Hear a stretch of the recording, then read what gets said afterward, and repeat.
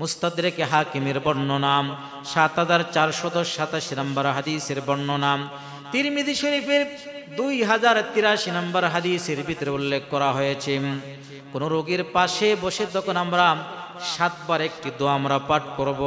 যদি হায়াত থাকে আল্লাহ পাক দ্রুত সুস্থ করে দিবেন, আর যদি হায়াত না থাকে আল্লাহ পাক সহজেই তার মৃত্যু দিয়া দিবেন। আমরা রোগীর সামনে গিয়া, মুমূর্ষ রোগীর সামনে গিয়ে আমরা পড়ব, তো ব্যক্তিকে যখন আমরা দেখতে যাব তখন আমরা কি করব? নবীজি সাল্লাল্লাহু আলাইহি ওয়াসাল্লাম সহিহ বুখারীর বর্ণনা ৫৩৫১ নম্বর হাদিসের ভিতরে বলেন, মুসলিম শরীফের ২১৯১ নম্বর হাদিসের বর্ণনা, নবীজি সাল্লাল্লাহু আলাইহি ওয়াসাল্লাম বলেন, যখন আমরা কোনো রোগীকে দেখতে যাই, রোগীকে দেখাটা এটা নবীজির সুন্নাত। নবীজি বলেন তখন তার কাছে গিয়ে তোমরা পড়বা, আল্লাহুম্মা রাব্বান নাস আযহাবিল বাসা ইশফি আনতাশ শাফি লা শিফাআ ইল্লা শিফাউকা শিফাআন লা ইউগাদিরু সুকমান। নবীজি সাল্লাল্লাহু আলাইহি ওয়াসাল্লাম বলেন, তোমরা এই দোয়াটি রোগীর সামনে গিয়া পড়বা যে, হে দুঃখ কষ্ট দূরকারী আল্লাহ, আপনি রোগকে নিরাময় দান করেন, আপনি ছাড়া তো নিরাময় দানকারী কেউ নাই। এমন ভাবে থাকে রোগ থেকে মুক্তি দান করেন যেন তার দেহের ভিতরে কোনো রোগ অবশিষ্ট না থাকে, দেহের ভিতরে যেন কোনো রোগ অবশিষ্ট না থাকে, এমন ভাবেই আপনি তাকে সুস্থ করে দেন। কোন বর্ণনায় আছে যে রোগীর শরীরে এই দোয়াটি পড়ে রোগীর শরীরে সাহাবায়ে কেরাম ফু দিয়ে দিতেন।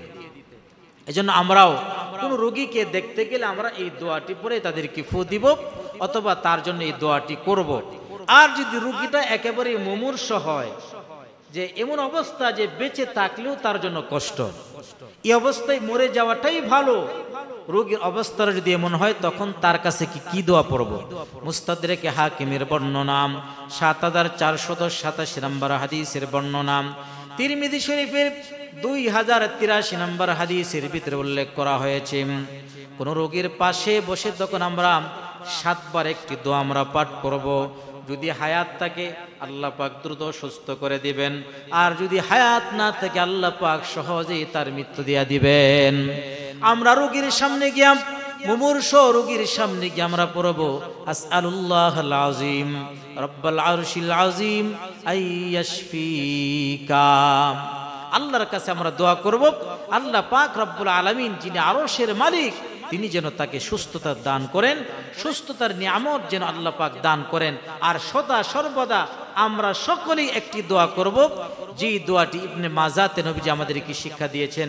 ইবনে মাজার ৩৮৪৯ নম্বর হাদিস, মুসনাদে আহমদের ১৭ নম্বর হাদিসে নবীজি উল্লেখ করেছেন, সদা সর্বদা আমরা এই দোয়াটি করব যাতে করে আমরা সদা সর্বদা সুস্থ থাকতে পারি। নবীজি সাল্লাল্লাহু আলাইহি সাল্লাম বলেন, তোমরা এই দোয়াটি করবা, সাল্লাল্লাহুল মুআফাত ফাইন্নাহু লাম ইউতা আহাদুন বা'দাল ইয়াকিন খায়রাম মিনাল মুআফাত। তোমরা আল্লাহর কাছে দোয়া করবা, আল্লাহ আমাদেরকে সুস্থতার নিয়ামত দান করেন, কারণ ঈমানের পরে আল্লাহর কাছে সুস্থতার চাইতে বড় নিয়ামত আর কিছু নাই।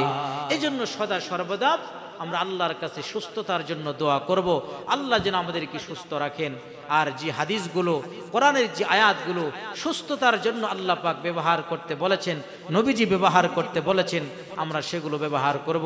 আল্লাহ পাক রব্বুল আলামিন আমাদেরকে সহিভাবে বুঝার মতো